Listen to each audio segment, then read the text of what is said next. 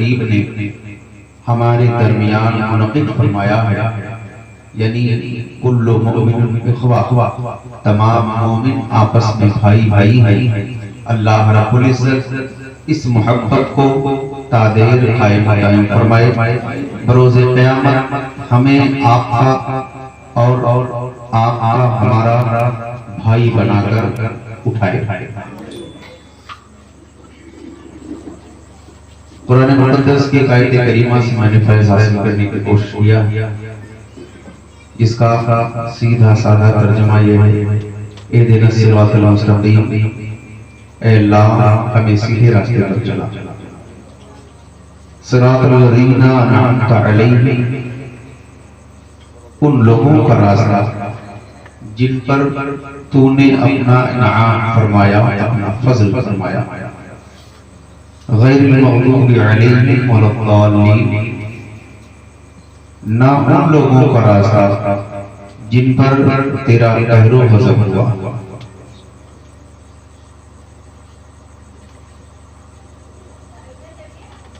वो जिन पर अल्लाह रब्बुल इज्जत ने अपना फज़ल करम फरमाया है, उसकी सराहत कुरान मुक़द्दस में मौजूद है।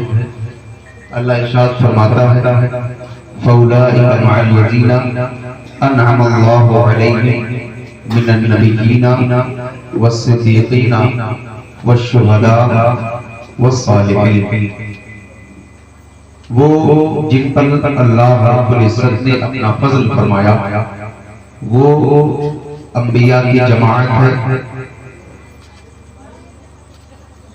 सिद्दीक़ीन की जमात है, शुहदा की जमात है, सालिहीन की जमात है। कुरान मुक़द्दस की इस आयत करीमा में इनके अलावा किसी का जिक्र नहीं करने।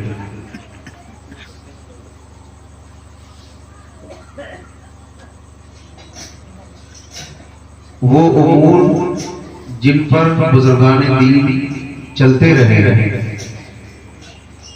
वही सिराते मुस्तकीम है। वही क्या है? वो उमूर दीनिया व शरइया जिन पर बुजुर्गाने दीन चले, वही क्या है? सिराते मुस्तकीम है। तो अल्लाह रब्बुल इज्जत ने फरमाया, फौलाइका मअल लज़ीना अनअम अल्लाहु अलैहिम मिनन नबिय्यीना, ए मेरे बंदो, मैंने जिन लोगों पर अपना इनाम और अपना फजल फरमाया है, उन्हें भी समात कर लो। मिनन नबिय्यीना, उन नबियों की जमात है, वस्सिद्दीक़ीना, और सिद्दीक़ीन की जमात है, वश्शुहदा वस्सालिहीन, और शुहदा की जमात है और सालिहीन की जमात है। यहाँ अल्लाह रब्बुल इज्जत ने इन चुनिंदा जमातों के अलावा किसी जमात का तज़किरा नहीं फरमाया, ना ये जिक्र फरमाया कि मेरा फज़ल, मेरा इनाम फला जमात पर है, उलमा पर है, हुफ़्फ़ाज़ पर है, क़ुर्रा पर है, मुफ्तियाने किराम पर है, मुजाहिदीन इस्लाम पर है, मुबल्लिगीन इस्लाम पर है। अल्लाह रब्बुल इज्जत ने चुनिंदा जमात का जिक्र फरमाया है, लेकिन मुफस्सिरीन किराम फरमाते हैं कि वो जिस पर चलने के लिए अल्लाह रब्बुल इज्जत ने हमें हुक्म फरमाया है कि हमें इसी रास्ते पर चलना है, वो बुजुर्गाने दीन का रास्ता है। वो जिन उमूर पर बुजुर्गाने दीन ने अपने अपने कदम को साबित रखा और उसी पर चलते रहे, वही सिराते मुस्तकीम है। तो अब हमें ये देखना है कि बुजुर्गाने दीन ने तरीका किसका अपनाया, किस राह चले, किस डगर चले, किस सू चले, किस तरफ चले। तो बुजुर्गाने दीन की जमात की फहरिस्त आप उठाकर देखेंगे तो आपको ये जवाब मिलेगा कि बुजुर्गाने दीन ने जो रास्ता अपनाया है, वही रास्ता नबियों का था। बुजुर्गाने दीन ने जो रास्ता अपनाया है, वही रास्ता सिद्दीक़ीन का था। बुजुर्गाने दीन ने जो तरीका अपनाया है, वही रास्ता और तरीका शुहदा का था, वही रास्ता और तरीका सालिहीन का था। तो बुजुर्गाने दीन ने वो रास्ते अपनाए जिनका जिक्र अल्लाह रब्बुल इज्जत ने कुरान पाक में फरमाया कि तुम्हें इन्हीं रास्तों पर चलना है। और ज़राअत के साथ फरमा दिया वो रास्ते जिन पर चलने के बाद बंदे पर अल्लाह का खुसूसी फजल व एहसान नाजिल होता है, करम नाजिल होता है, उसका रहम नाजिल होता है, उसका इनाम नाजिल होता है। तो बुजुर्गाने दीन ने जो रास्ता अपनाया है वो नबियों का है, वो सिद्दीकीन का है, वो शुहदा का है, वो सालिहीन का है। गोया कि बुजुर्गाने दीन ने हमें एक सिस्टम बता दिया है कि तुम इस सिस्टम पे चलोगे तो तुम उस सिस्टम पर नहीं बल्कि वो रास्ता जिसको अल्लाह रब्बुल इज्जत ने अपना रास्ता बताया है गोया कि तुम अल्लाह रब्बुल इज्जत के रास्ते पर। पूरी दुनिया जीवी गोलियां कर रही है कि हम दीन हक पर हैं, हम सिराते मुस्तकीम पर, हम सिराते मुस्तकीम पर। वो उमूर जिन पर बुजुर्गाने दीन का अमल रहा है बगैर उन पर अमल किए हुए कोई सिराते मुस्तकीम को पहचान भी नहीं। जब पहचान नहीं सकता है तो चलने का तो सवाल ही नहीं। मुफस्सिरीन किराम बयान फरमाते हैं कि सिराते मुस्तकीम पर चलने के लिए मुरीद को हिदायत और मुकाशफा के रास्ते और उसकी मंजिल तक पहुंचने के लिए किसी न किसी शेखे कामिल की पैरवी की जरूरत है। अब वो शेखे कामिल इंसान की तबीयत के ऊपर डिपेंड, वो चाहे तो अपना शेख शैतान को बना ले या चाहे तो अपना शेख बड़े पीर दस्तगीर को बना ले। तो बहुत सारे ऐसे लोग हैं जिन्होंने अपना शेख, अपना पीर, अपना पेशवा शैतान को बनाया है। अल्हम्दुलिल्लाह हम सुन्नी मुसलमान हैं, हमने अपना पेशवा, अपना रहबर, अपना पीर किसी इब्लीस शैतान को नहीं बल्कि परवरदिगार आलम के महबूबीन बंदों को, बड़े पीर दस्तगीर को बनाया है, गौस आज़म को बनाया है, गरीब नवाज को बनाया है, सैयद सालार को बनाया है, बुजुर्गाने दीन को बनाया है, ख्वाजा निज़ाम को बनाया है, महबूब इलाही को बनाया है, शेख अलाउल हक को बनाया है, महबूब निज़ाम को बनाया है, जमालुद्दीन जानी पटना को बनाया है, हुजूर शेखुल औलिया को बनाया है, मज़हर शेखुल औलिया को बनाया है, रूह समीत के बुजुर्गाने दीन को बनाया है। तो उनके लिए मुबारकबादी है जिन्होंने अपना शेख बुजुर्गाने दीन को बनाया है, और उनके लिए वाय है, उनके लिए हाय है जिन्होंने अपना शेख, अपना पीर बुजुर्गाने दीन को नहीं बल्कि दुश्मनाने दीन को बनाया।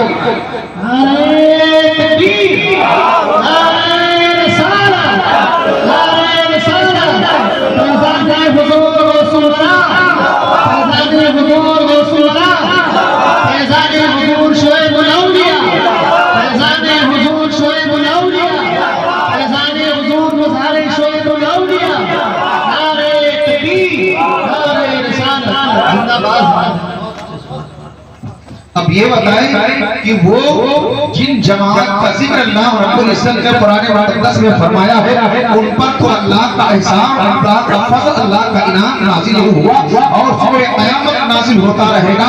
इसलिए कि ये किसी दुनियादार की बोली नहीं, ये किसी दुनियादार का कानून निज़ाम नहीं, बल्कि ये परवरदिगार आलम का कानून है, ये परवरदिगार आलम का निज़ाम है।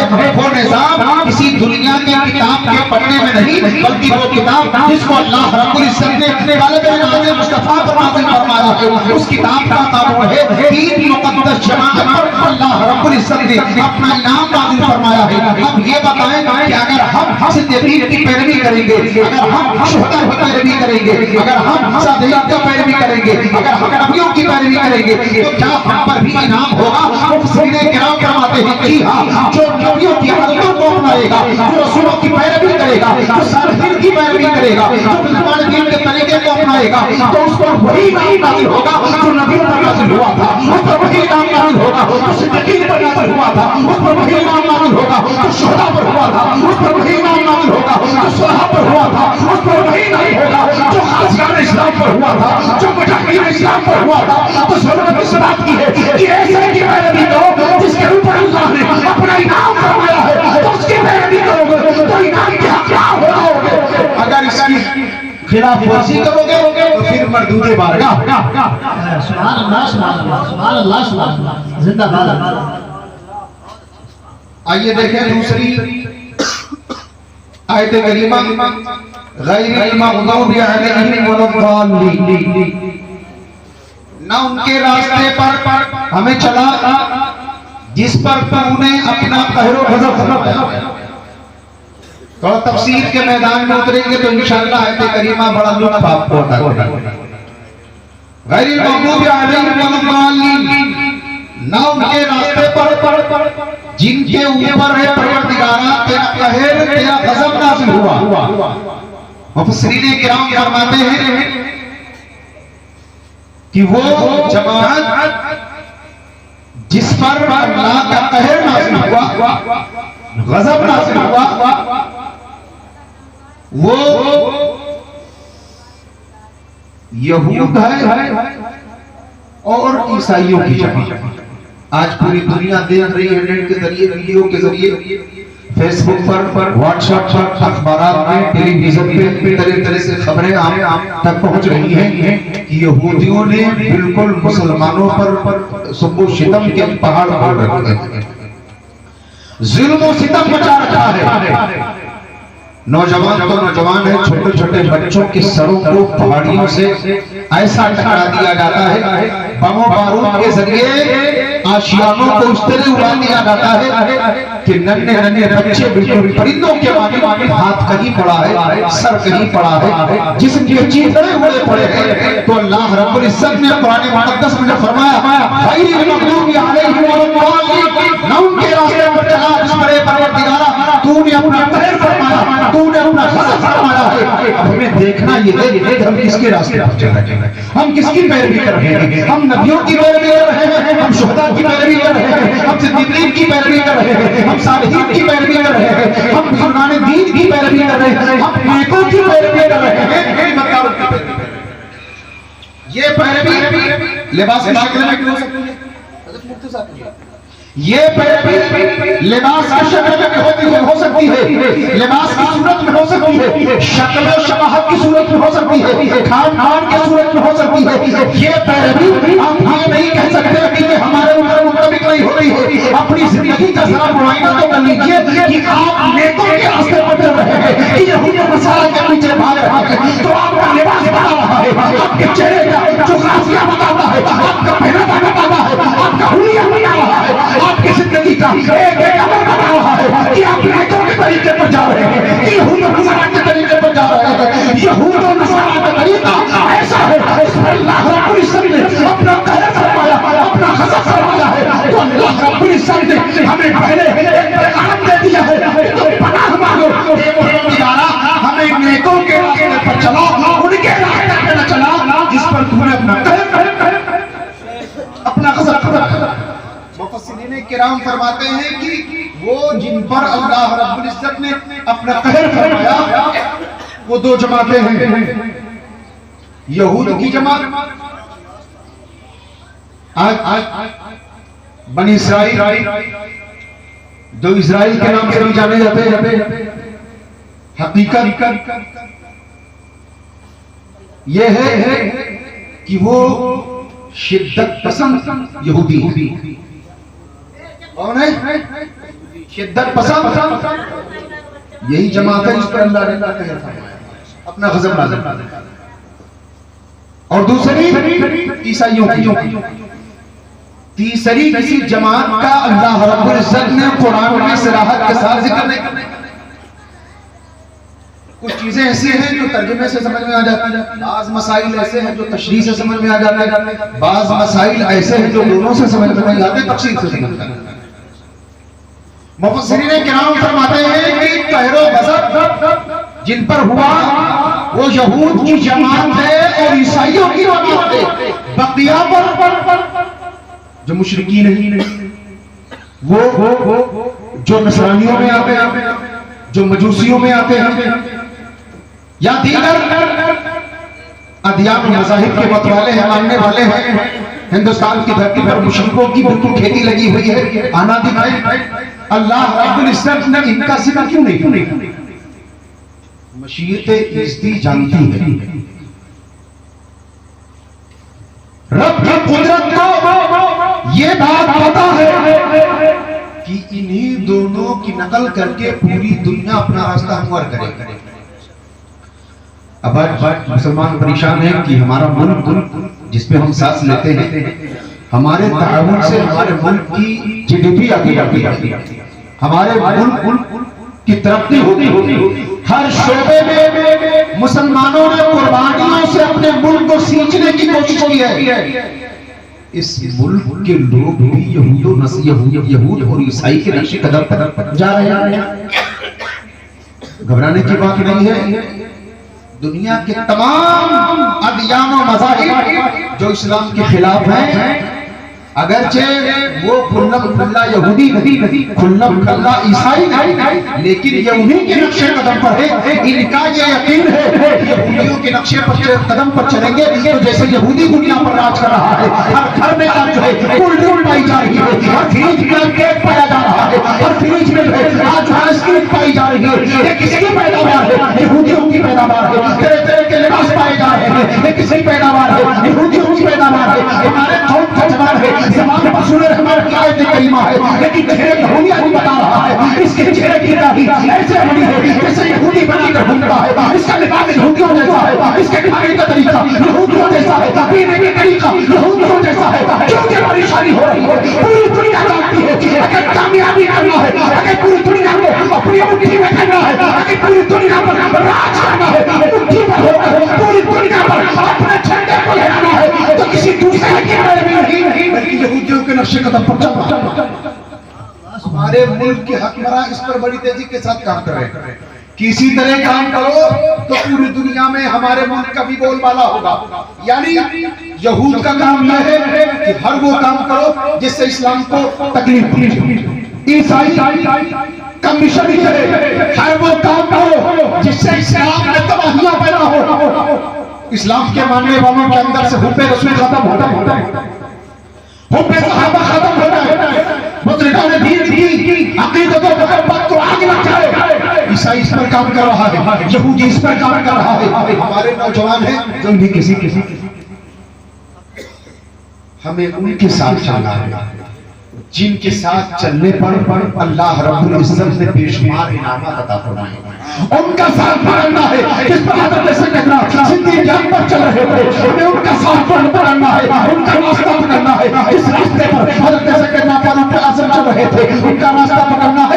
इस पर हज़रत उस्मान गनी चल रहे थे, उस रास्ते को पकड़ना है। इस पर मौलाए कायनात चल रहे थे, उस रास्ते को पकड़ना है। इस पर रुखैब चल रहे थे, उस रास्ते को पकड़ना है। इस पर इस्माइल मुश्तरा चल रहा था, उस रास्ते को पकड़ना है। इस पर बिलाल हबशी चले थे, उस रास्ते को पकड़ना है। इस पर इस्माइल चले थे, उस रास्ते को पकड़ना है। इस पर सलमान फारसी चले थे, उस रास्ते को पकड़ना है। इस पर मीरान पीर चले थे, उस रास्ते पर चलना है। इस पर मुजाहिद चले थे, उस रास्ते को पकड़ना है। इस पर गरीब नवाज चले थे, उस रास्ते को पकड़ना है। इस पर सिकंदर सादात चल रहे थे, उस रास्ते को पकड़ना है। जिस पर ख्वाजा निज़ाम चल रहे थे, उस रास्ते पर चलना है। इस पर मखदूम पाक चल रहे थे, उस रास्ते को पकड़ना है। इस पर शुएबुल औलिया चल रहे थे, उस रास्ते पर चलना है। जिस पर तमाम दुनिया की चलते रहे हैं, उसी रास्ते पर चलते रहे अपनी कामयाबी करने वाली। इससे हट गए तो दुनिया हमें तबाह बर्बाद। नारे तकबीर, नारे रिसालत, तरीक़े मुस्तफा, तरीक़े मुस्तफा, फैज़ाने हुज़ूर शुएबुल औलिया, फैज़ाने हुज़ूर मतीनुल औलिया, फैज़ाने हुज़ूर शम्सुल उलमा। नारे तकबीर, नारे रिसालत, जिंदाबाद जिंदाबाद। बहुत अच्छे सुभान अल्लाह। एक बात बोल रही है जिसे आप समझ लीजिए शायद परेशान। इमाम फखरुद्दीन राज़ी रिज़वान बयान फरमाते हैं गैरिल मग़दूबी अलैहिम वल-ज़ालिमीन की तशरीह करते हुए कि वो जिन पर अल्लाह ने अपना कहर, अपना ग़ज़ब वो बदअमलों की जमा, किसकी? बदअमलों की जमा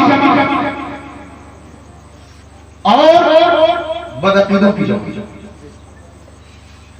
बदअमल अगर बंदा है तो अमल कभी भी सुधार सकता है,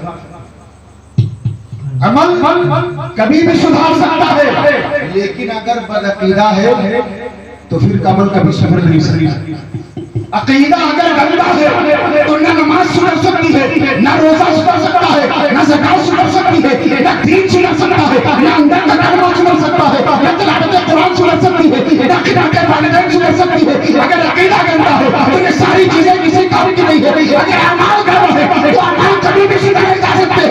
अगर अकीदा गंदा है तो कभी किसी अमल में सुधार पैदा नहीं हो सकती है। तो अल्हम्दुलिल्लाह हम सभी मुसलमान हैं, अगर अमल में अच्छे हैं, अगर अमल कमजोर है, लेकिन अकीदा हमारा मजबूत है। वो है अपने नसीब को वो परेशान हो गए, उनका अकीदा पक्का है, जिनका अमल बड़ा मजबूत होगा, लेकिन अकीदा बहुत ही गंदा। हम अल्हम्दुलिल्लाह उनसे बहुत आगे, हम बहुत ज्यादा नमाजी नहीं, इसलिए कि हर सुन्नी मुसलमान का यकीन है इसे वो जन्नत नहीं चाहिए। अब आपको जरा बोलना पड़ेगा, सुन्नी को वो जन्नत नहीं चाहिए जो नमाजों के बदले में बोले सुभान अल्लाह। सुन्नी को वो जन्नत नहीं चाहिए जो रोजे के बदले मिले। सुन्नी को वो जन्नत नहीं पसंद जो तिलावत कुरान के बदले में मिले। सुन्नी को वो जन्नत नहीं चाहिए जो दूसरी इबादतों के जरिए मिले, दूसरी इबादतों के सिले में मिले। सुन्नी तो वो जन्नत चाहता है जो मुस्तफा की मोहब्बत के बदले मिले। सुन्नी वो जन्नत चाहता है जो मुस्तफा की मोहब्बत के बदले मिले। सुन्नी वो कामयाबी चाहता है जो उसके रसूल के साए में मिले। सुन्नी वो कामयाबी चाहता है जो उसके सहाबा के साए में मिले। सुन्नी वो कामयाबी चाहता है जो बुजुर्गान दीन के पैरवी दीन के कई अपनाते हुए मिले। बुजुर्गान दीन की पैरवी को अपनाते हुए मिले। सुन्नी उस जन्नत को पसंद करता है जिन जन्नत को मेरे मुस्तफा ने पसंद किया। नारे तकबीर, नारे रिसालत, उलमाए सुन्नत, फैज़ादे हुजूर गौसुल बरा, फैज़ादे शुएबुल औलिया, फैज़ादे मतीनुल औलिया, फैज़ादे शम्सुल उलमा। नारे तकबीर, नारे रिसालत, जिंदाबाद जिंदाबाद, माशाअल्लाह। मैदान महशर में वो नमाजी जब पकड़ा जाएगा और फरिश्ते से अल्लाह रब्बुल इज्जत फरमाएगा मेरे फरिश्ते पकड़ इस नमाजी को, इसलिए नमाज पढ़ता था कि दुनिया में इसे नमाजी कहा जाए। ये नमाज तो पढ़ता था लेकिन मेरे महबूब का खद्दार था। ये नमाज तो पढ़ता था मेरे महबूब की शान में गुस्ताखियां करता था। ये नमाज तो पढ़ता था लेकिन मेरे मुस्तफा के हवाले से करता था। इसका नाम मोहम्मद यानी है, वो किसी चीज का मालिक को मुख्तार नहीं है। ये रोजा तो रखता था लेकिन ये भी कहता था कि जिसका नाम मोहम्मद यानी है वो किसी की शफाअत नहीं करा सकता। ऐसे परहेजगार को पकड़ो, उसकी इबादतों की तकरीर बनाओ, उसके मुंह पे मारो, ऐसे मारो कि जन्नत की गहराई न मिले। तो कहना पड़ेगा कि तुम जब अपनी नमाजों की तकरीर खोलेंगे जन्नत की तरफ भागोगे, वो जन्नत खड़ी खड़ी रहेगी, वो जन्नत के आंखों नमाज़े खड़े होंगे और वाह होंगे और मुस्कुरा कर आशिकों से कहेंगे आशिक़े रसूल बाबू रैयान कहेगा मेरे साए में आजा। दूसरे अफवाह कहेंगे मेरे साए में आजा। आज रसूल कहेगा इसके रसूल की अफवाह में जीने वाला आशिक़े रसूल कहेगा बाबू रैयान क्या मैं तुझे तेरे अंदर से नहीं, एक भाई तेरे अंदर से नहीं, एक भाई तेरे अंदर से नहीं, एक दरवाजे में तेरे साए में नहीं, बल्कि जन्नत मुस्कुराएगी और आशिक़े रसूल जन्नत की तरफ नहीं। एक तरफ जन्नत के हाथों दरवाजे खुले हो, एक तरफ मुस्तफा का चलना हो, वो आशिक़े रसूल जन्नत के दरवाजे खुले मुस्तफा के कदमों की तरफ। इसलिए कि उसी कदमों के सदक़े में अल्लाह ने जन्नत को बनाया, इसलिए कि अल्लाह ने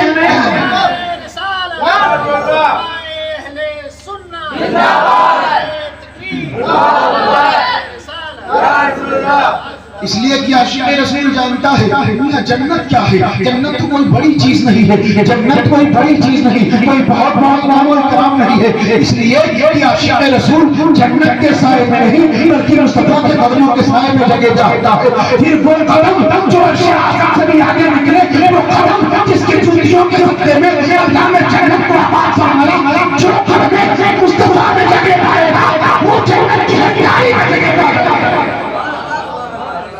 तुम्हें नमाज मुबारक हो, हमें मुस्तफा का इश्क मुबारक हो। इसका मतलब ये ना समझा जाए कि सुन्नी नमाजें नहीं पढ़ती। सुन्नी नमाज सुन्नी है तो नमाज पढ़ता है। एक किताब है सबीलुर रिशाद, इन्हीं लोगों की लिखी हुई, उसमें अहले सुन्नत और अहले हदीस की डिफिनेशन लिखा है।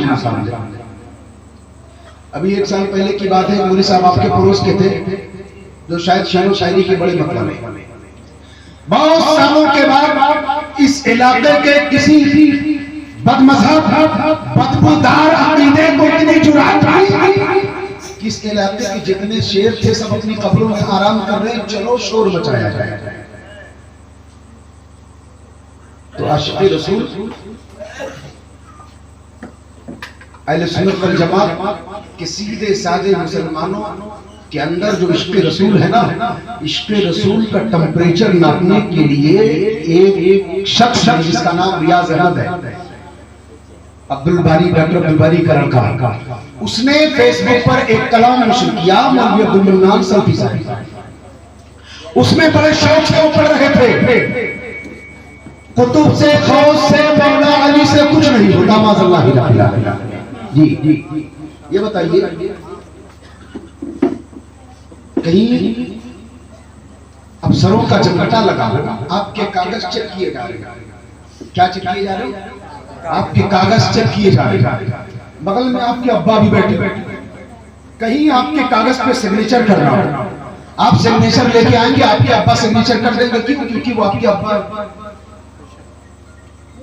पड़ोस का बच्चा लाएगा अपने कागज पे सिग्नेचर करवाने के लिए, तो किसी दूसरे बाप का, किसी दूसरे बेटे का अब्बा पड़ोस के लड़के के कागज पर उसके बाप की जगह दस्तखत तो नहीं कर सकता, नहीं कर सकता।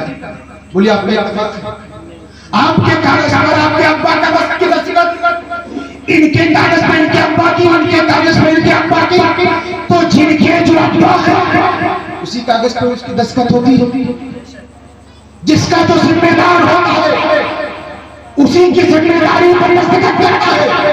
तो ये बुजुर्गान दीन कुतुब से, गौस से, मौला अली से कुछ नहीं होगा, ये सबके सब हमारे हैं। जरा बोले सुभान अल्लाह। गौस भी हमारे हैं, जरा बोले सुभान अल्लाह। कुतुब भी हमारे हैं, मौला अली भी हमारे हैं, मुस्तफा भी हमारे हैं, सैयद सालार भी हमारे हैं, नवाज भी हमारे हैं। तो ये सबके सारे के सारे हमारे।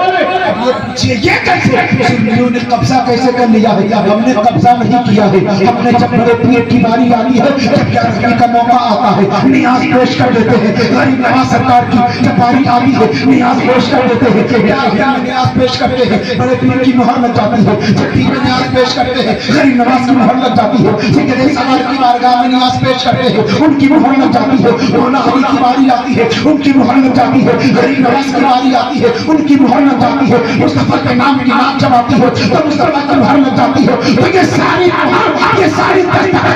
सुन्नियों के हिस्से में है। तो तुम जाओगे कहां? तुमने गलत नहीं कहा है, सही कही। नारे तकबीर, नारे रिसालत, नारे रिसालत, फैज़ाने हुज़ूर शुएबुल औलिया, फैज़ाने हुज़ूर मकीनुल औलिया, फैज़ाने हुज़ूर काइदुल मिल्लत, फैज़ाने हुज़ूर जो है शम्सुल उलमा, नारे तकबीर, नारे रिसालत, जिंदाबाद जिंदाबाद। तो ये सारे के सारे हमारे रूहानी है ना, रूहानी जिम्मेदारान है, हमारे पेशवा है, हमारे रहबर है। तो जो दूसरा रहबर होता है उसी की तरफदारी करना है। तो हमारे कागजों में बुजुर्गाने दीन के ठप्पे लगे हैं और इनके कागजात में शयातीन के ठप्पे लगे हैं। इसीलिए तो शायद मौलवी साहब ने फेसबुक पे लाइव आकर कहा था कि कुतुब से, गौस से, मौला अली से कुछ नहीं होता है, सही है, उनके लिए कुछ नहीं होगा। इसलिए कि जब गरीब नवाज देखेंगे और तुम चेहरा उठा के गरीब नवाज बारगाह में भागते भी आओगे, गरीब नवाज चेहरा मोड़ लेंगे, गरीब नवाज चेहरा फेर लेंगे, गरीब नवाज चेहरा फेर लेंगे और फरमा देंगे, बड़े बड़े सलीम चेहरा मोड़ लेंगे, लेकिन सवाल पहचानने से इनकार करेंगे और फरिश्ते कहेंगे एक परवरदिगार ये नमाज तो पढ़ता था, नमाज के घंटे को न दे। इनके दिल में जो स्याही है उसको,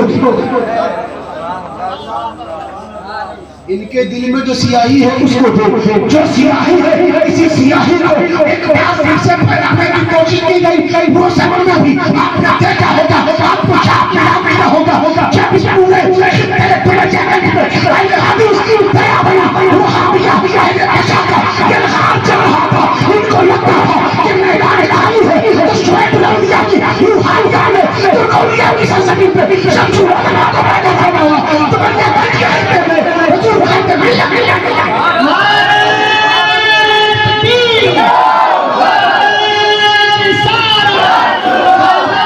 हुजूर शुएब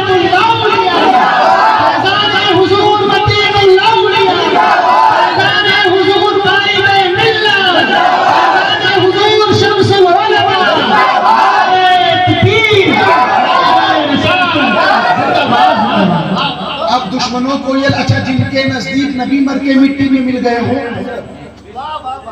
उनके नजदीक तो इन उलमाए किराम की न जाने क्या हैसियत होगी।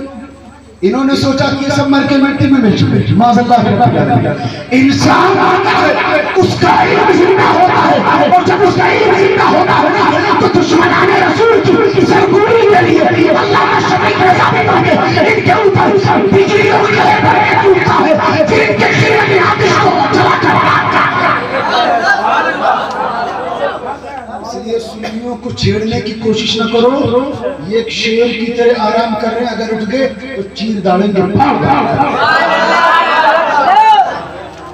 तो मौलवी साहब, मुझे मालूम है कि आवाज आपके कान तक तो नहीं जा रही होगी। इसका जवाब 1 साल पहले ही वीडियो वायरल होने के बाद दाऊद खरी नवाज की जामा मस्जिद में खादिम अशरफ ने दिया था और ये कहा था, मौलवी अब्दुल बारी साहब के साहब रियाज अहमद, अगर तुमको अपनी मौलवी अब्दुल मन्नान चलती है इतना नाज है उसके इल्म पर, अगर तेरा खून है तो बुलाओ पैदा चला है क्या करेंगे इंटर कॉलेज के मैदान में, एक तरफ तुम अपने मुफ्तियों को बिठा दो, एक तरफ खरीद नवाज के उलमा होंगे और फिर मैदान में मुनाज़रा हो जाए। जैसे कल तुम्हारे बुजुर्गों ने तुम्हारी नहीं तकलीफ होगी, तुम्हें बहुत दिया गरीब नवाज आदमी धोने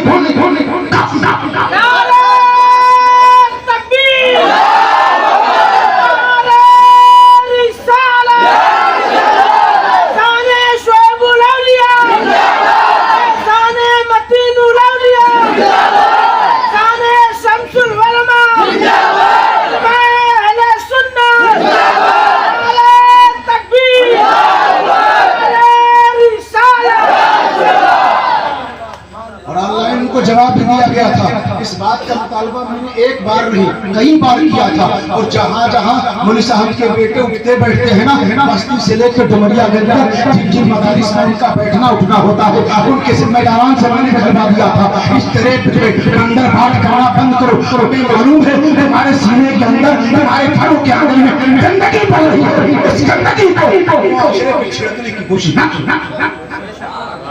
आज तक कोई जवाब नहीं है। क्या मतलब है? आज तक इसका कोई जवाब नहीं आया। इसका क्या मतलब? यही मतलब है ना कि शेर को देखकर बकरी अपने दुम को दबा ले।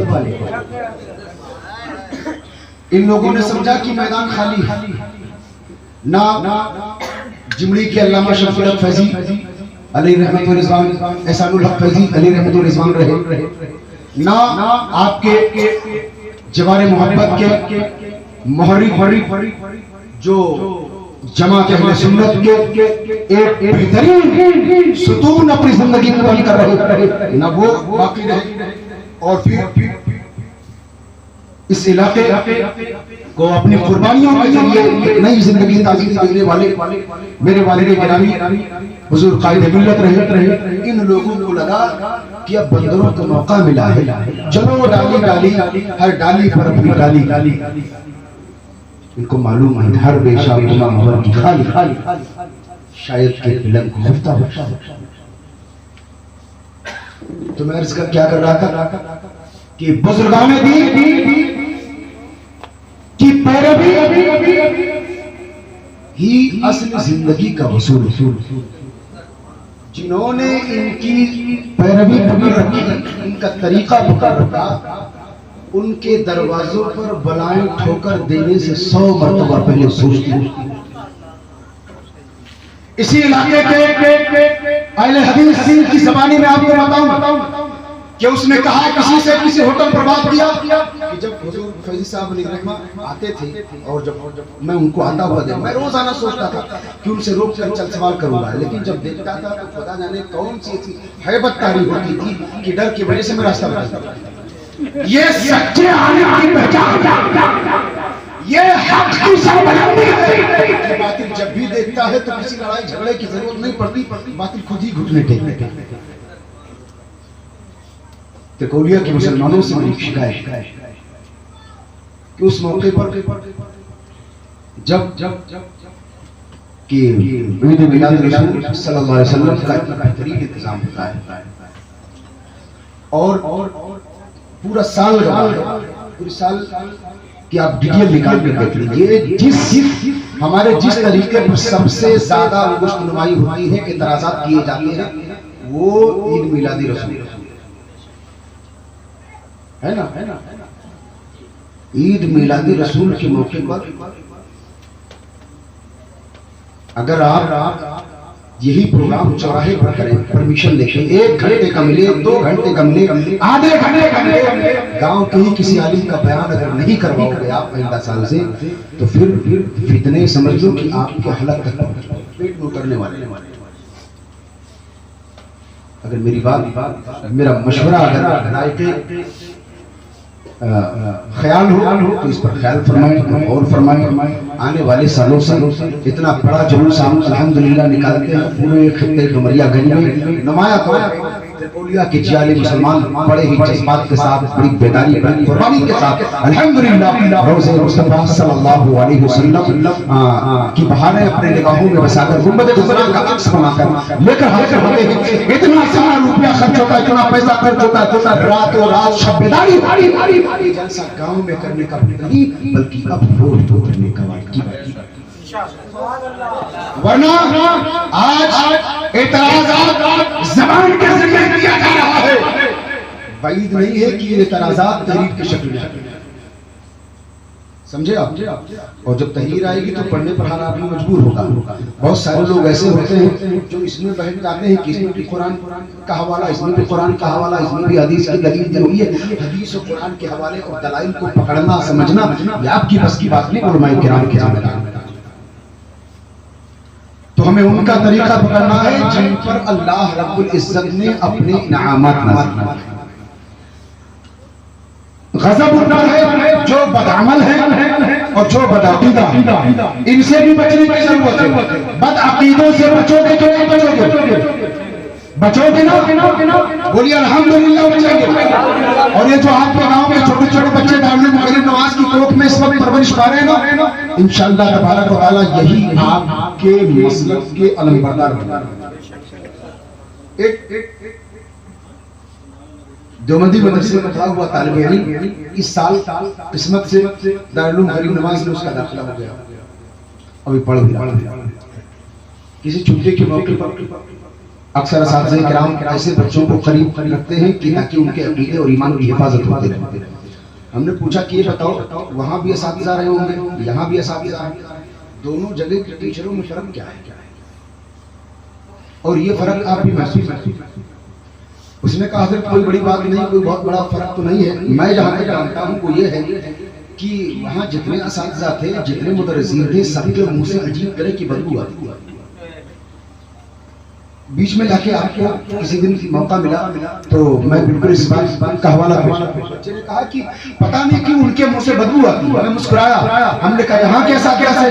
कहा हज़रत ऐसी कोई बात नहीं, अल्हम्दुलिल्लाह यहाँ के सारे असातिज़ा बहुत बेहतर लगते हैं, उनकी पैरवी करते हुए उनको देख कर सीखने को मिलता है। हमने कहा कुछ समझे, जो अल्लाह के महबूब को अपने जैसा रखा है, जो नबी के इल्म पर उंगली उठाता है, जो नबी के इख्तियारात पर उंगली उठाता है, मुअजिज़ात पे जो कलाम करता है, उसके ज़बान से, उसके मुंह से बदबू नहीं आएगी। आम मुसलमान के बारे में कहा जाता है कि अगर किसी ने अपने भाई की चुगलखोरी कर दी तो फिर वो ऐसे है कि उसने किसी मुर्दार का गोश्त खाया। मियां जब किसी मुसलमान का किसी ने चुगलखोरी कर दिया तो गोया कि उसने किसी मुर्दार का गोश्त खाया। तो वो किसके सदक़े में इस्लाम है, किसके सदक़े में कायनात है, अगर उनकी शान में चुगलखोरी करेंगी, उनके मुंह से बदबूदार बदबू नहीं पड़ेगी तो क्या है? उलमाए ताकि आपकी जिंदगी में चार चांद लग जाए। बड़े पीर दस्तगीर का महीना चल रहा है, आने वाली जुमा की तारीख को अल्हम्दुलिल्लाह नज़र नियाज़ पेश आने वाले हैं। गरीब नवाज सरकार और बड़े पीर दस्तगीर का बड़ा खुसूसी कर रहा है हमारे मज़हब, हमारी मज़हब। नबी करीम सल्लल्लाहु अलैहि वसल्लम इरशाद फरमाते हैं कि हर सदी के आखिर में एक मुजद्दिद पैदा होता है। माना ये होता है कि वो दीन की तजदीद करे, दीन में जिद्दत पैदा करे, दीन की तजदीद करना। और नवाज को क्या नाम है, बड़े पीर दस्तगीर का खिताब लक़ब मुहीउद्दीन है। क्या है? मुहीउद्दीन। तो अगर दीन का मुजद्दिद दीन की बातों में जिद्दत पैदा कर सकता है, अगर दीन का मुजद्दिद दीन की बातों को नई जिंदगी अता कर सकता है, नई नई बातों को अगर वो तजदीद कारी करके लोगों के सामने पेश करता है, मुजद्दिद दीन के अंदर तजदीद कारी करता है। और ये सैयदना शेख अब्दुल कादिर मुहीउद्दीन आपने दीन में जिद्दत ही नहीं बल्कि दीन को आपने हया बख्शा है, जिंदगी बख्शी, इसलिए आपका लक़ब मुहीउद्दीन है। दीन को नहीं जिसने जिंदगी बख्शी वो नाम है सैयदना शेख अब्दुल कादिर जिलानी। और इन्होंने सिर्फ दीन को नहीं बल्कि ठोकरों में जिंदगी के बोले सुना। उस दौर का एक खूबसूरत मेहराबान गया, आपने सुना होगा मुक़र्रिरीन के जरिए, खुतबा के जरिए, बयान करने वालों के जरिए, बड़े पीर दस्तगीर रज़ी अल्लाह ताला अन्हु का ज़माना एक खातून परेशान थी, सर क़ता रो रही थी। एक माँ अपने बच्चों से कितना प्यार करती है, ये प्यार करने वाली माँ जाने या उसका परवरदिगार जाने। औलाद महसूस कर सके ऐसा बहुत कम ही हो सकता है। बहुत सआदतमंद वो बेटा है, वो बेटी है जो अपनी माँ की मोहब्बत, अपने बाप की शफ़क़तों को एहसास में ला बड़ी मोहब्बत करते। बड़े पीर सरकार की बारगाह में कदमों में चौखट को चूम लिया।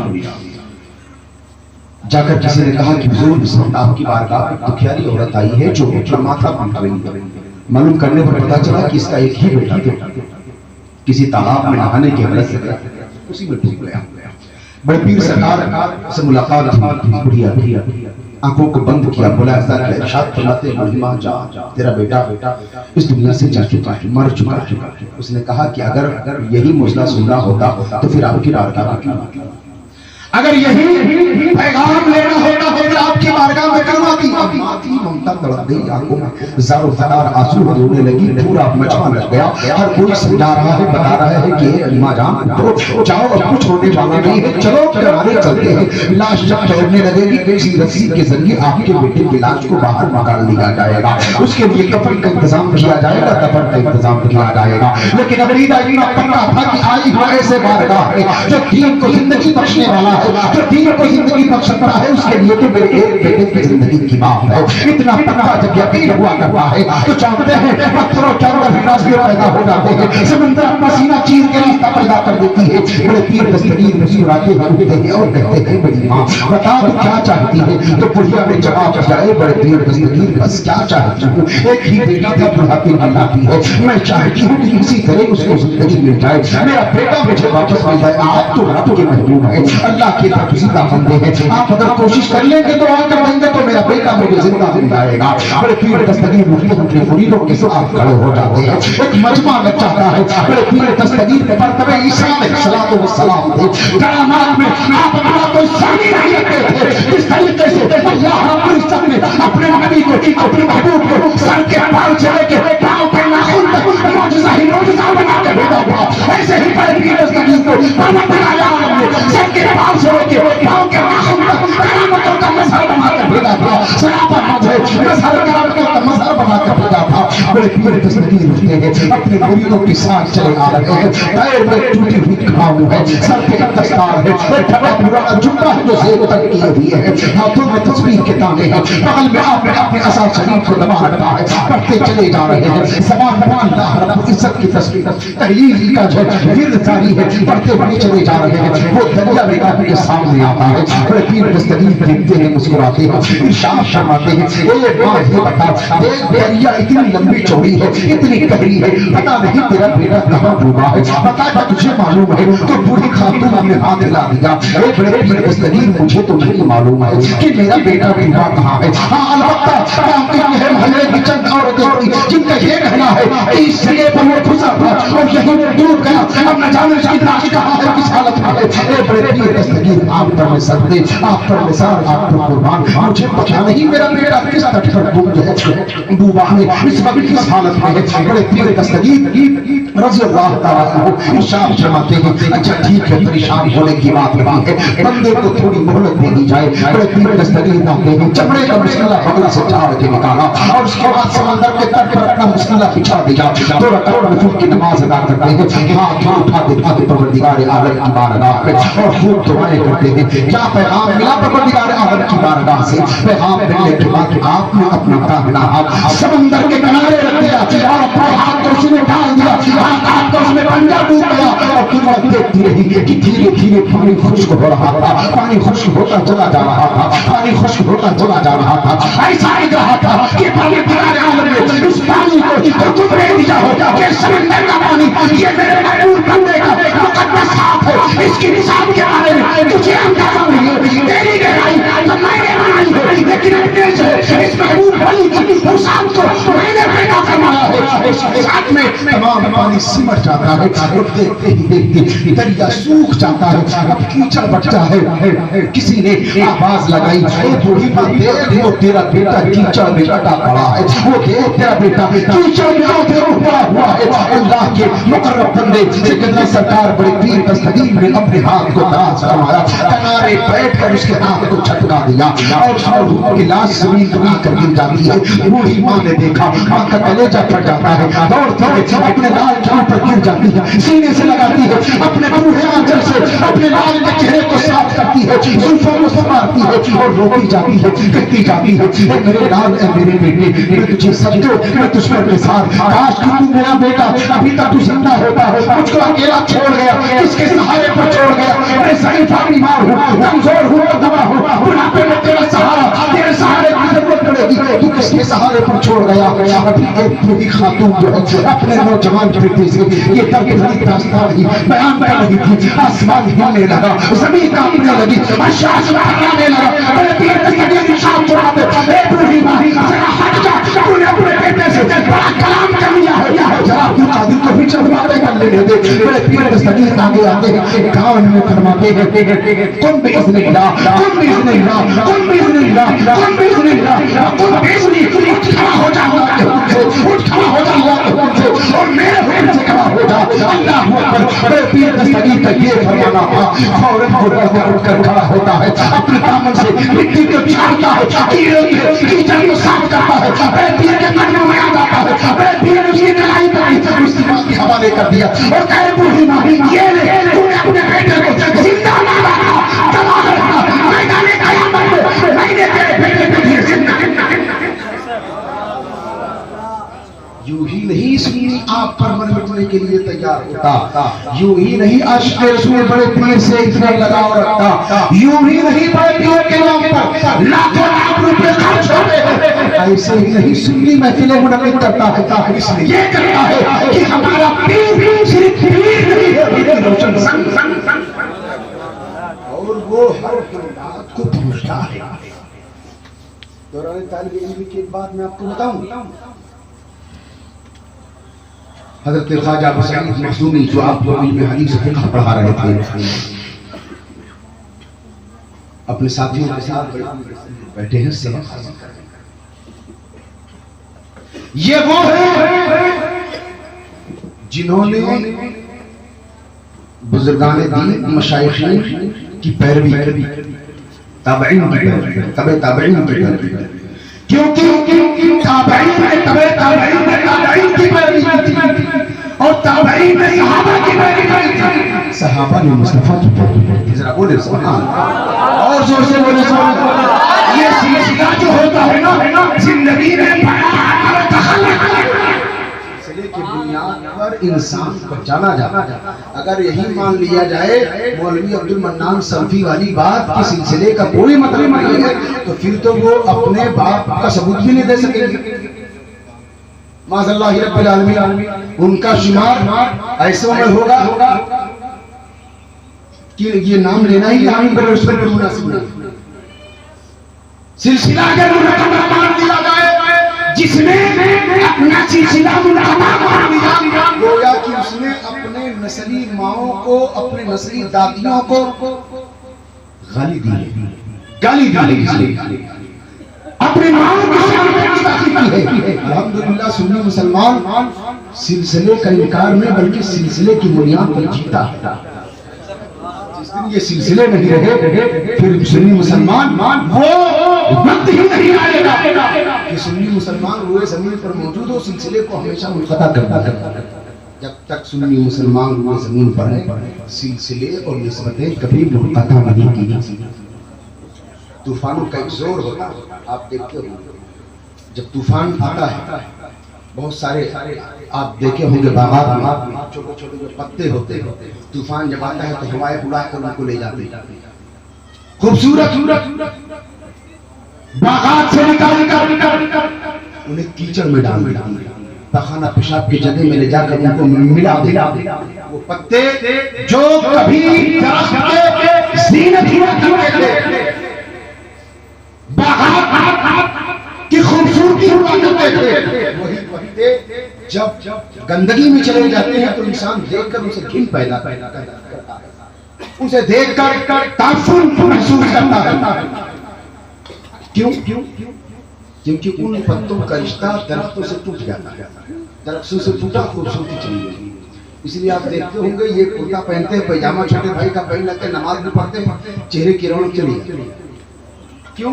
क्योंकि दरख्त से टूट चुके। जिस दरख्त के वो पत्ते थे उस दरख्त का नाम मजहब इस्लाम से इनका कोई ताल्लुक नहीं, क्योंकि सिलसिले के ये कायल नहीं, निस्बतों का कोई बाजू लिहाज है। तो गोया कि ये एक खूबसूरत दरख्त के टूटे हुए पत्ते हैं जिनको आवारा हवाएं उड़ा कर ले जाती, गंदगी में मुलव्विस कर देती। और जब तूफान आता है तो कितने पत्ते ऐसे होते हैं जो किसी न किसी भारी भरकम पत्थरों के नीचे दबे होते, वो अगरचे दरख्त के नीचे कदमों में पड़े होते हैं लेकिन उसी बागात की जीनत बने होते नहीं जानते। तो पूछा किसी ने, साहिबे तुमने बताओ सारे पत्ते तो कीचड़ में, लेकिन तुम इस बाग की खूबसूरती बने वजह क्या है? तो वो पत्ता कहता है नहीं देखते हो, हमें पत्थर के सहारे टिके, हमें पत्थर से रिश्ता है, हमें पत्थर से एक निस्बत है, हमें इस भारी भरकम चीज से एक निस्बत है, एक ताल्लुक है, एक सिलसिला है। जब तक इस पत्थर से, इस भारी भरकम चीज से जुड़े रहेंगे जिंदगी हमारे पास नहीं आएगी।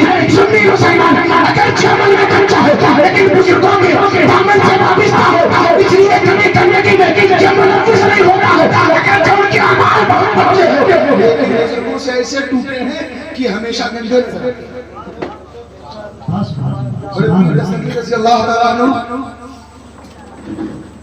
अपने साथियों के साथ बैठे दर साथी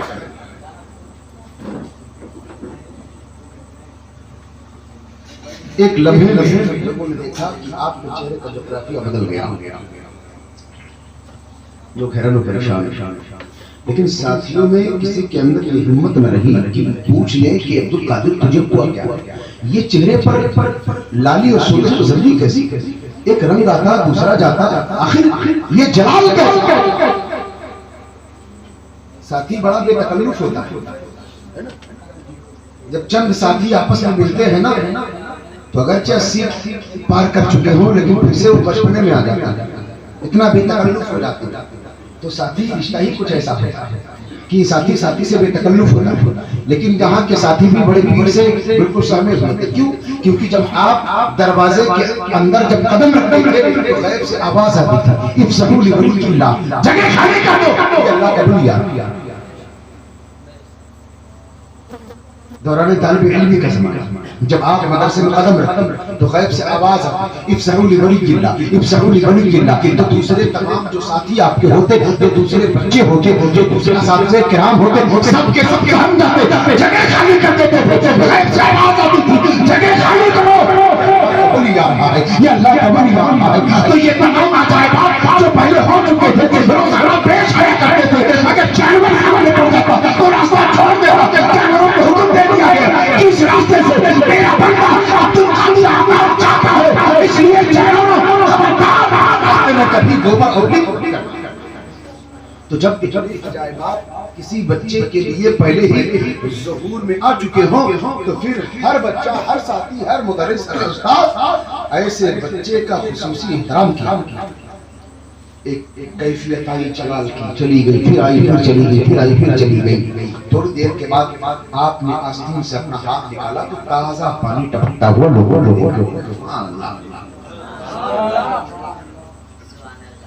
बात आई, चली गई। हालात जब बेहतर हुए, बड़े पीर दस्तगीर रज़ी अल्लाह ताला अन्हु के चेहरे पर जब फिर से जमाल आया तो बड़े ही शफ़क़त के साथ आपके उस्ताद करीम ने पूछा, बेटे तू कादी दौराने सबक मैंने देखा कि तेरे चेहरे का जोग्राफिया बदल गया और फिर तेरे हाथ से ताजा पानी टपकता हुआ नजर आया सर्दी के मौसम में। आखिर वो माजरा क्या, उसमें राज क्या? बड़े पीर दस्तगीर फरमाते हैं कि मैं क्या करूं, मैं बैठा हुआ था तर्स में सबक हासिल कर रहा था, मेरी निगाहें बढ़ाई थी, कान में एक आवाज उठी, चंद रोने वाले चीखो पुकार दर्द भरे लहजे में करते रहे पुकारा। रब की बात जरा मुचल के बोले सुभान अल्लाह। और ये कहा कि परवरदिगार इस वक्त हम मुसीबत के ज़द में, बलाओं के घेरे में, अगर इस कुर्ब जवार में तेरा कोई मकबूल बंदा हो तो उसके सदक़े में हमें इस तूफान से आफियत अता फरमा, निजात अता फरमा। ये आवाज मेरे कान में बार बार आ रही थी तो मेरी निगाहें विलायत उठाई तो मैंने देखा कि समंदर में एक कश्ती है जो तैर रही है। अचानक समंदरी तूफानों ने कश्ती पर हमला हो लिया। लहरें पानी की इतना बुलंद होती हुई आसमानों की बुलंदी से बातें करने जा रही थी। करीब था कि कश्ती और कश्ती के सवार उसी में डूब जाते, उसी में गर्क हो जाते और उस कश्ती में गरीबों के, यतीमों के माल लदे हुए थे, खुराकें रखी हुई थी, लोगों के असबाबे तिजारत रखे हुए थे। तो बार-बार ये आवाज आ रही थी, मैं सबक खत्म कराते यहाँ से जा नहीं सकता था, तो मैंने यहीं से बैठ कर अपना हाथ बढ़ा दिया और उस कश्ती को पकड़कर किनारे से ले आया। लोगों ने ये टाइम नोट कर लिया, ये तारीख नोट कर ली। फिर जब वो काफिला आया, बगदाद पहुंचा, बगदाद की गलियों में पहुंचा तो लोगों ने जाकर काफिले वालों से मुलाकात किया, पूछा कि बताओ किसी परेशानी में थे, तूफान में थे? तो दरिया आने वालों ने कहा कि हाँ एक बड़े तूफान में, हम समुद्री तूफान में परेशान हो गए थे, करीब डूब जाते तो हमने देखा कि नूरानी हाथ नमूदार हुआ जिसमें हमारी कश्ती को पकड़ा किनारे लाकर रख दिया। उन लोगों ने कहा कि ये तुम क्यों पूछ रहे हो? इसलिए पूछ रहा हूँ कि जिसने तुम्हारी कश्ती को निजात दिया था, जिसने तुम्हारी कश्ती को किनारे लगाया था, जिसने तुम्हारी कश्ती को पार लगाया है, उस भयानक तूफान से जिसने तुम्हें बचाया था वो कोई और जान नहीं, वो उसी मदद से मौजूद है, उसका नाम शेख अब्दुल कारी अब्दुल जिलानी है। और ये देखो जब ये तारीख है, जो वही वक्त है, जो वही लम्हा है, इसको हमने नोट करके रखा है। फिर बड़े पीर दस्तगीर की बारगाह में वो लोग हाजिर होते हैं, मुलाकात होती है। बड़े पीर दस्तगीर खुद फरमाते हैं, मुझे अगरचे पुकारने वाला इंतहाई शर्म में बैठा हो, मैं इंतहाई गर्व में बैठा हूँ, इंतहाई शर्म में बैठकर अगर कोई ये कहता है या पीर अलमदद, या पीर अलमदद, या पीर अलमदद, मुझे खौफ करके पुकारता है, पीर करके पुकारता है, और शर्त फरमाते हैं मुझे अपनी तदबीर की कसम, बस ये है कि पुकारने वाले के अंदर दर्द की है, पुकारने वाले के अंदर कैफियत की है, पुकारने वाले के अंदर मोहब्बत की है। आज भी बड़े पीर दस्तगीर रज़ी अल्लाह ताला अन्हु को अगर सिद्क़ दिल से पुकारा जाता है तो बड़े पीर दस्तगीर रज़ी अल्लाह ताला अन्हु तशरीफ लाते हैं और इमदाद भी फरमाते हैं क्योंकि आपने वादा। हमारे जवान इस वक्त बड़ी बेचैनी में हैं, फिलिस्तीन पर बम बरस रहा है, गोलियां बरस रही हैं। जी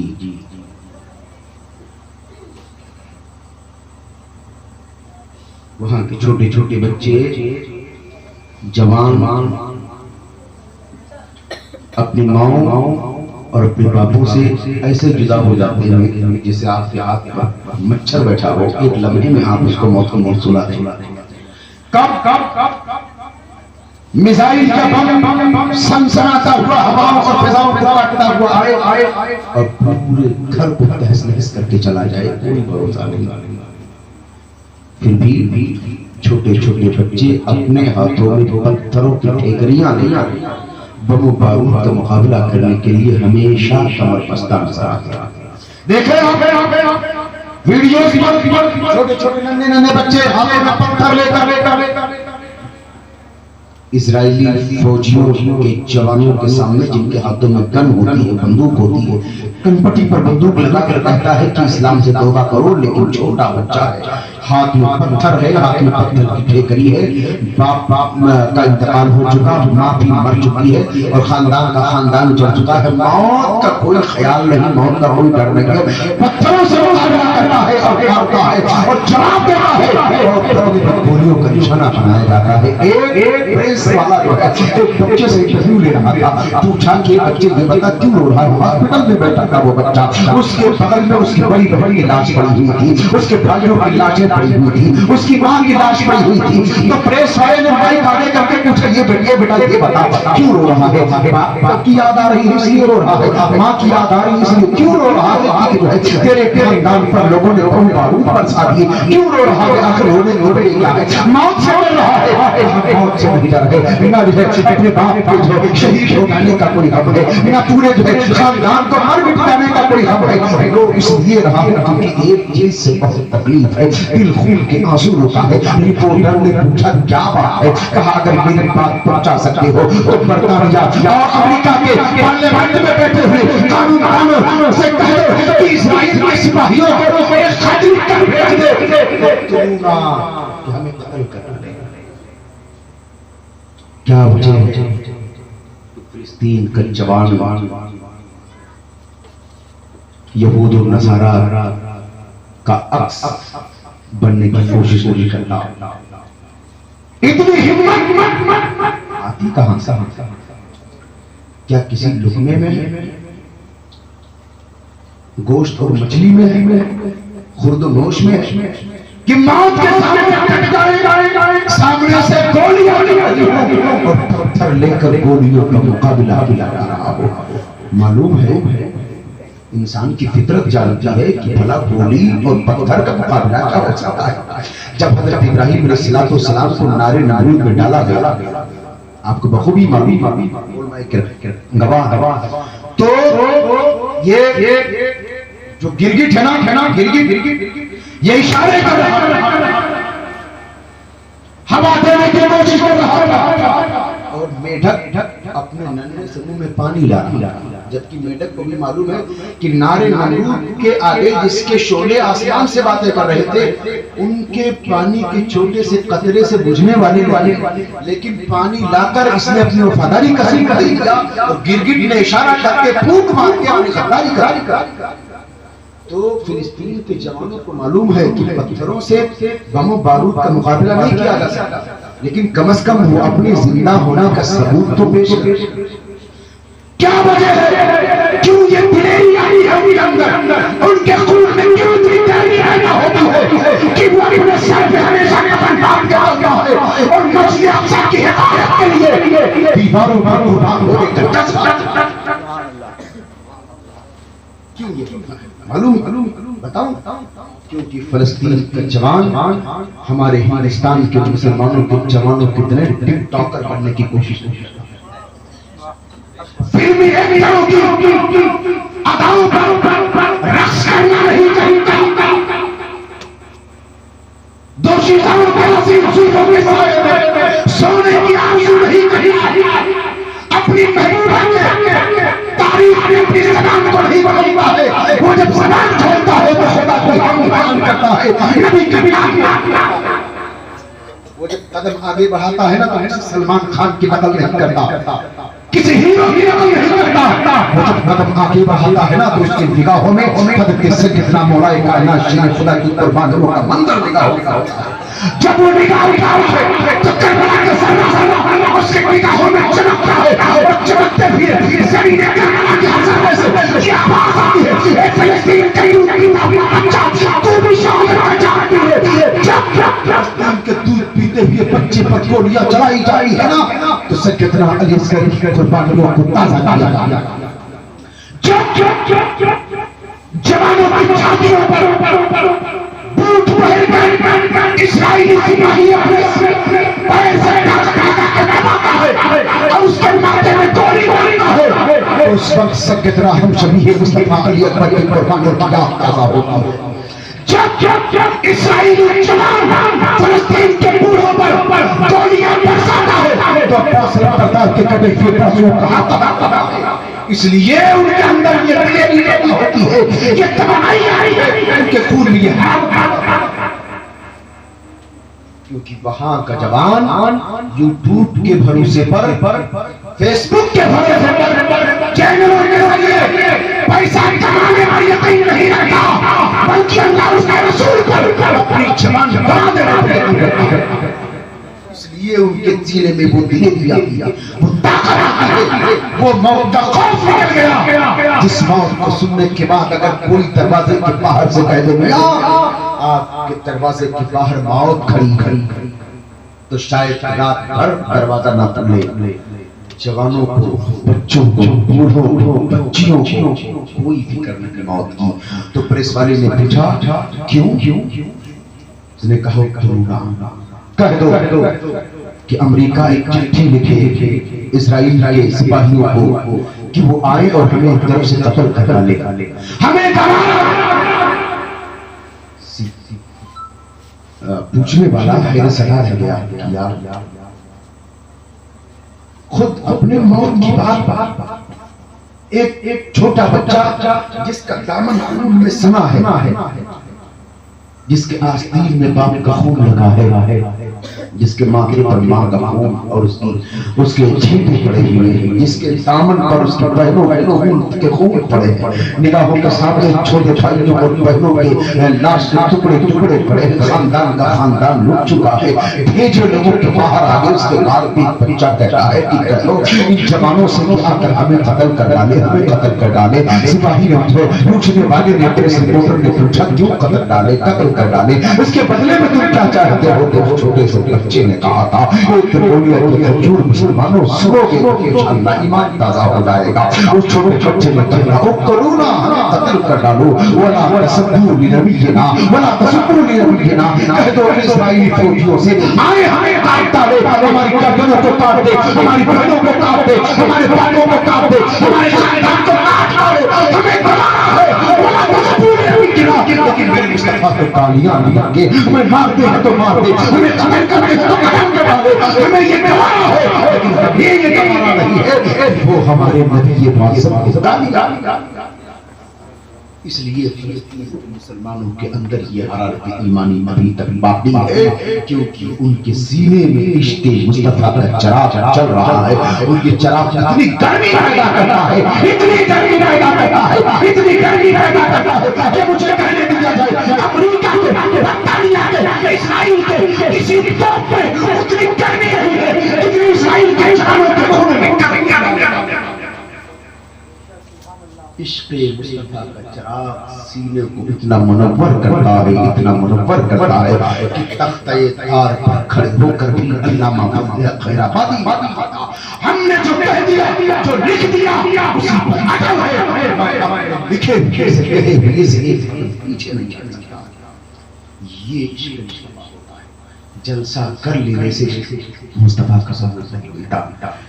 ये अज़्म रखो, ये ईमान रखो, ये बेदारी रखो, इतनी शिद्दत जरूर अपने अंदर लाओ, इतनी मशक्कत जरूर उठाओ कि अगर किसी नापाक ने, किसी खबीस ने हमारे आका सल्लल्लाहु अलैहि वसल्लम हमें कहते चलेगा, हमारी बहन बेटियों की गालियां दे हम बर्दाश्त करेंगे, मेरे नबी की शान में अगर किसी ने गुस्ताखी की तो हम गाँव में नहीं सड़क पर चल से करने वाले।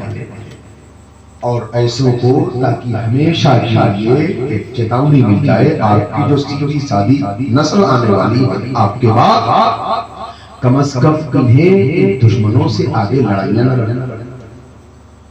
देखा आपने अल्लामा शमसुल उलमा अलैहि रहमतुल रिजवान की विसाल के कितने साल हुए थे? कुछ यकीन है? 12 साल। 12 साल के बाद किसी जो है खबीस ने सर उठाने की कोशिश किया है। जाहिर है इसमें हमारी भी लापरवाही हो सकती है, खुदाई हो सकती है ना? हमारे अंदर इतनी भी हिम्मत नहीं है कि हम हाथ देकर रोक दें मौलवी साहब को, पूछ लें कि आपने ऐसा क्यों किया, उसका जवाब दीजिए। क्यों गुस्ताखी किया आपने? हम आपके बाप को गाली दें आपके मुंह पे, आपके दादा को गाली दें आपके मुंह पे?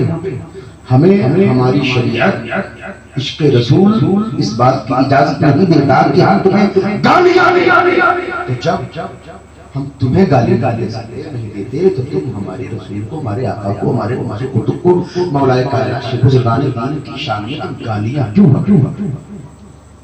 खालेगा?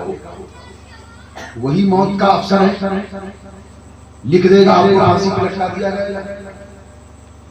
वादा करें कि आइंदा अगर किसी शख्स ने उसके लिए की हुर्मती, गुस्ताखी और बदतमीजी किया तो आप जलसे भी कीजिएगा, मिल जाए तो रोक कर पूछिएगा आपकी ये जुरात कैसे हुई, जबकि ये जानते हैं कि इस इलाके में तुम जैसे गद्दार हम जैसे वफादार भी बसते हैं।